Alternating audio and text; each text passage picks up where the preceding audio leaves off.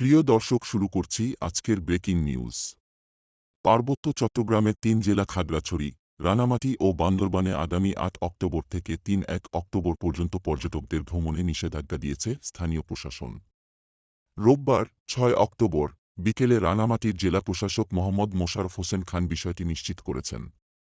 তিনি বলেন, খাগড়াছড়ি, রাঙামাটি ও বান্দরবান এ ৩ পার্বত্য জেলার ক্ষেত্রে এ নির্দেশনা জারি হয়েছে।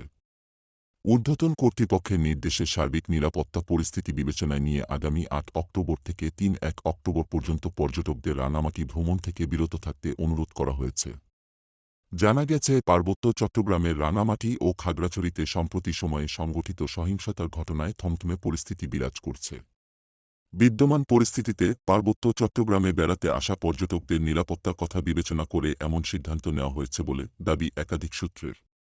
আজকের নিউজ এ পর্যন্তই। ভালো থাকুন, সুস্থ থাকুন। আল্লাহ হাফেজ।